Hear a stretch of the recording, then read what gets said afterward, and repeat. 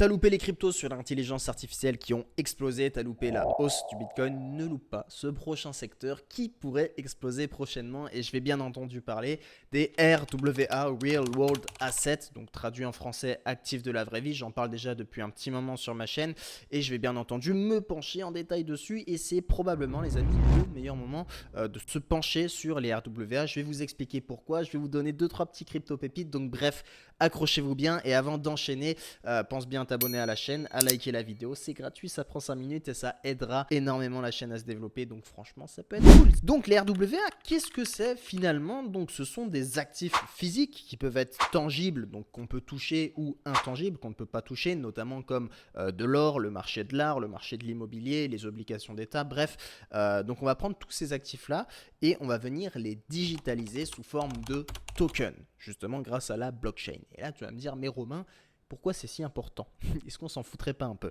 Prenez en compte le contexte, les amis, dans lequel on se situe. On est en plein dans une vraie démocratisation, dans une pleine adoption des crypto-monnaies. Vous l'avez vu avec les ETF Bitcoin, on a tous les plus gros fonds d'investissement qui se penchent dessus, justement. Eh bien, sachez, mesdames, messieurs, que l'adoption générale des crypto-monnaies se fera forcément par les RWA. Parce qu'en tokenisant tous ces actifs-là, les amis, on va leur apporter beaucoup plus de transparence, étant donné que quand vous allez faire une transaction, par exemple, il y aura tout qui sera inscrit sur la blockchain, on ne pourra rien modifier, ni enlever, ni supprimer. Il y aura également beaucoup plus de liquidité sur ces marchés-là.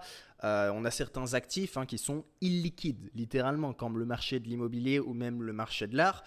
Illiquide, ça veut dire quoi? Ça veut dire qu'on est sur un marché où les investisseurs n'ont pas réellement la possibilité de tout échanger comme ils l'entendent. Okay, et avec ça, on a forcément des problèmes, des décotes d'illiquidité sur ces biens qui peuvent aller jusqu'à 30%. Donc on a des actifs qui vont perdre 30% de leur valeur justement parce que le marché est trop illiquide. Donc en faisant ça, ça peut être bien parce qu'on va apporter de la liquidité sur ces marchés-là et donc plus de valeur et ça c'est cool. Il y aura également une meilleure circulation sur ces marchés-là étant donné que ça va être beaucoup plus simple d'aller investir dessus vu qu'on le fait digitalement et donc finalement ça va apporter beaucoup plus de valeur sur tous ces actifs-là et ça on aime.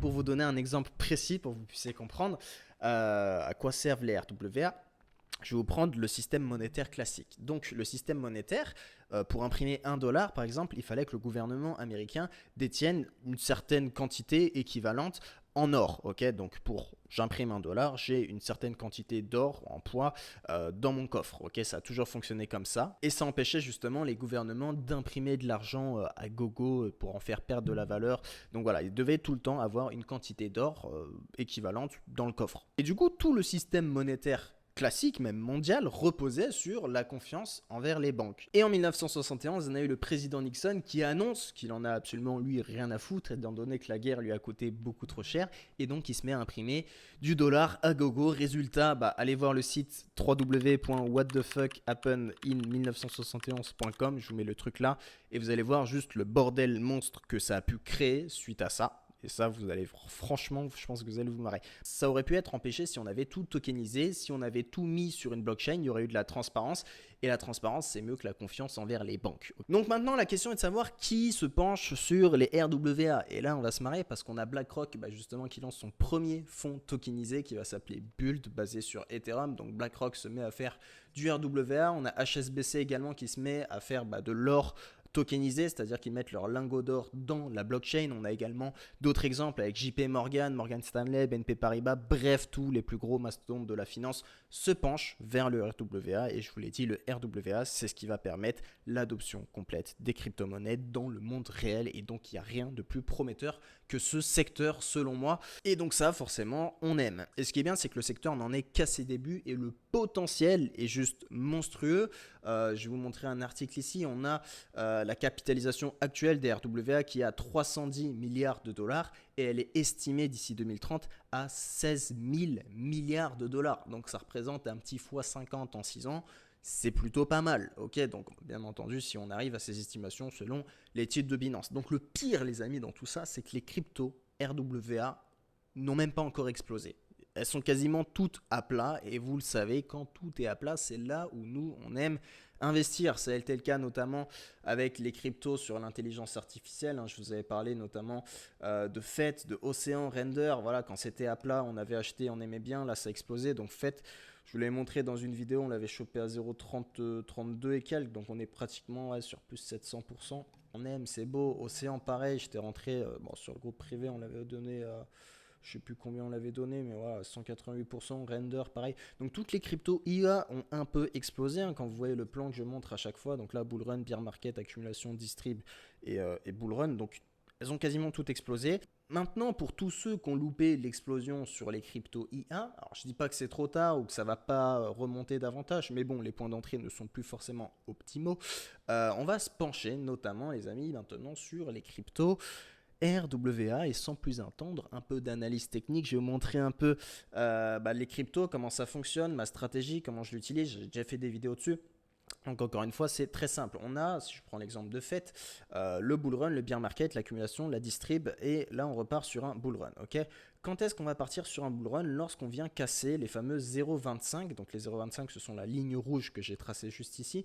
On les a cassés, on a réintégré, et là on a fait la vraie cassure. Donc sur FET, qu'est-ce qui s'est passé? On a fait un retracement sur les 0,50 avant d'exploser à la hausse. Et vous voyez que les targets, c'est des extensions de Fibonacci, notamment à 3,61, 2,61, etc., etc. Vous pouvez vous faire vos targets comme ça. Au niveau de FED, ceux qui veulent rentrer encore, écoutez, c'est un peu haut, mais si le FED retombe sur les 2,61, c'est-à-dire à 2,41, pourquoi pas recharger? Parce que je pense que FED est quand même prometteur, qui peut aller jusqu'à 5 facilement au vu de la market cap. Donc ça, c'est des trucs qui sont pas forcément déconnants. N'achetez pas forcément là maintenant, parce qu'on est franchement au top. Ok, attendez peut-être un retracement, il y aura des corrections de toute façon, donc vous inquiétez pas là-dessus. Qu'est-ce qu'on a d'autre? FET qui a fait, Océan pardon, qui a fait comme FET, hein. Vous voyez, FET, il a fait la correction sur les 0,5. Vous voyez les 0,5 qui sont là. On a fait une correction, on avait une trendline baissière. Je vais essayer de vous montrer ça en daily. Voilà, on avait une trendline baissière comme ça sur le FET. Une fois qu'on l'a cassé, on a fait le pullback dessus et le FET a explosé. Vous voyez que là, on est encore dans le même cas de figure. On a un retracement qui se fait cette fois-ci sur les 2,61. On casse la trendline, on passe à la suivante. Ok. Et c'est exactement ce qui se passe actuellement sur Océan. Sur Océan, vous voyez que c'est absolument le même cas de figure. On a actuellement une trendline baissière et on a cassé la trendline baissière sur Océan. Et là, on commence petit à petit à exploser. On a une mèche qui a touché les 1. Mais voilà, dans l'absolu, Océan, on pourra forcément aller un petit peu plus loin, aller toucher d'autres targets. Je vais mettre les extensions de Fibo en 61, etc. Vous allez voir que les targets sont plutôt sympas. Si on vient toucher les 1,60, bon, 1,61 ou 2,61 à l'heure actuelle, ça représenterait là 74%. Si on vient toucher les 2,61, ça nous ferait 159%. Donc il y a quand même pas mal de performances à aller prendre. Encore une fois, Océan, pardon, je suis rentré dedans quand même pas mal tôt. Moi, j'étais rentré pendant la phase d'accumulation. Alors, je ne saurais plus vous dire le prix. Je vais vous le mettre juste au-dessus de ma tête. Donc voilà, ça fait quand même des beaux pourcentages, hein. Donc c'est pour ça que je vous dis que les points d'entrée sur les crypto IA, c'est pas optimal, mais faut voir ce qui s'est passé dessus, faut essayer de comprendre pour justement essayer d'anticiper qu'est-ce qui pourra se passer sur nos cryptos RWA. Donc là, pareil sur le render, hein, bull run, bear market, accumulation, ici distribution, on casse les 0,25, on fait un pullback dessus, vous voyez qu'on rebondit sur les 0,25 et ensuite on explose. Là, on a cassé les 1,61, on est en train de faire un petit pullback dessus tranquillement. Donc la stratégie que je vous ai expliquée fonctionne plutôt bien. Et au niveau des projets RWA, les amis, je vais vous montrer ce que j'ai en wallet. Je vais vous montrer le wallet. Donc, on a quand même pas mal de choses. J'ai du Hondo, Pendle, Python, CHR, CFN, RVN. Donc là, vous voyez, je ne sais pas si on voit bien, RVN, Render, Océan, Pendle. Pardon, Océan, c'est de l'IA, pardon. Donc voilà, j'ai du Pendle, j'ai du RDN, j'ai du Hondo aussi sur le Bybit. Donc, toutes ces cryptos, encore une fois, toutes les cryptos que je donne, bien entendu, j'investis dessus, les copains. On va sans plus tarder regarder justement les configurations graphiques sur ce genre de crypto. Donc, vous avez les cryptos comme Pit Network. Vous voyez que c'est des nouveaux projets qui sont sortis récemment. Donc, forcément, on n'a pas tout l'historique avec ma stratégie. On vient retracer le bear market et tout parce que ces cryptos n'ont pas du tout connu le bear market. Donc, c'est des projets que j'aime bien, notamment Hondo. Hondo, pareil, vous voyez que c'est un projet que j'aime bien, mais graphiquement, c'est pas forcément intéressant. On est sur les plus hauts. Donc, moi, si je viendrais recharger sur du Hondo, à la limite, ce serait sur les 0,25 qui correspondent à 0,83. Pourquoi pas recharger à ce moment-là ou attendre une correction un peu plus brutale sur les 0,5 pour venir recharger ici. Centrifuge, j'aime bien ce projet-là. Pareil, j'en avais parlé. Centrifuge, vous voyez, regardez, on en est là. On a notre bear market phase d'accumulation, on est venu casser la phase d'accumulation, on vient faire un pullback dessus, et là on est en train de buter sur les 0,25, donc il faudrait attendre la cassure. Alors moi je suis rentré dedans déjà, hein, mais ceux qui veulent rentrer, voilà, attendez une cassure sur les 0,25 et on pourra aller justement target plus haut, les 0,5 dans un premier temps, ça ferait déjà 50%, et si on vient toucher l'ancien TH, ça nous ferait hop, pas mal de pourcents. Je vais vous montrer de suite. À l'heure actuelle, si on vient retarget les 1, ça nous ferait pratiquement 200% sur Centrifuge. Projet que j'aime bien, SNX, pareil. Donc vous avez toujours la même config graphique et vous voyez qu'on est dans des bonnes zones où on peut encore acheter à des prix potentiellement bas. Donc c'est intéressant. Bull run, bear market, accumulation. Là on est encore dans la phase d'accumulation. Il faudrait peut-être attendre sur SNX que ça pète, ça rentre dans la zone de distribution. Peut-être la cassure des 0,25, c'est toujours mieux. En weekly, je regarde les cassures.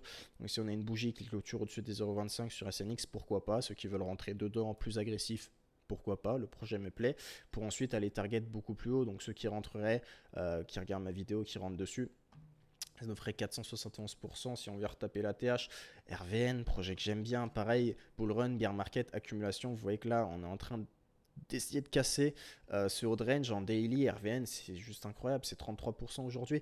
Donc voilà, il y a des choses à faire dessus, les amis. Encore une fois, c'est vraiment beau. Maintenant, tous ceux qui me demandent sur quelle plateforme investir et tout, Ondo, par exemple, vous ne l'avez pas sur Binance, donc moi, je vous mets le lien qui est juste en description, les amis, sur BitJet. Donc vous avez le lien qui est juste dans la description, les amis. Tous ceux qui veulent acheter vos petites cryptos, faire du trading futures, vous pouvez faire en France également.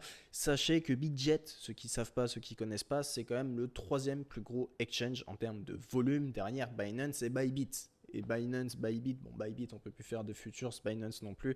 Vous avez les cryptos comme Ondo et tout, vous avez des petits projets, donc c'est plutôt cool pour investir dessus et vous n'avez pas de frais si vous faites vos dépôts en virement bancaire, ça c'est à savoir.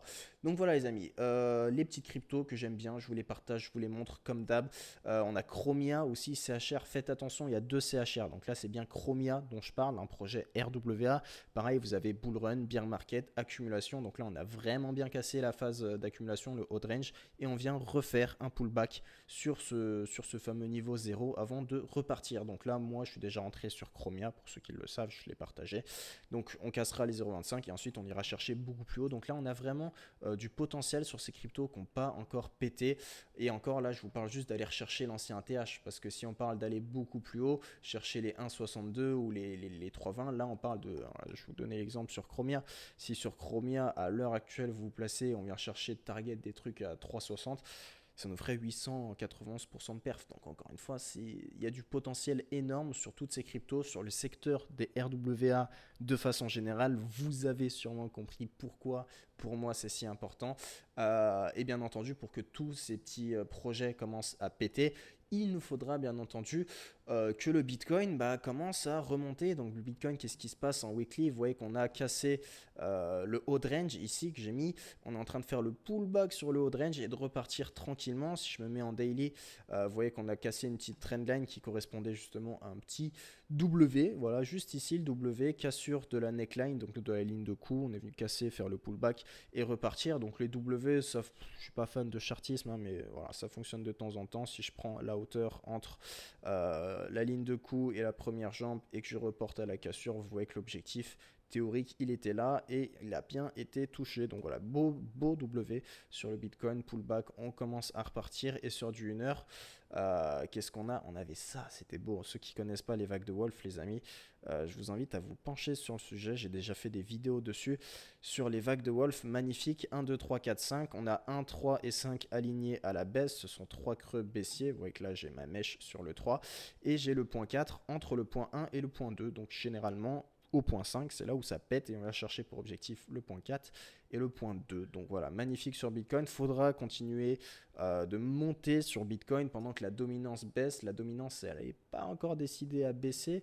Si je me mets en weekly, on voit que on a une petite résistance là aux 54%, mais il faudrait que la dominance Bitcoin passe en dessous des 50%, que le prix du Bitcoin continue de monter. À ce moment-là, on aura une alt season. Encore une fois, pour la alt season, je vous ai donné 2-3 indicateurs sur blockchaincenter.net.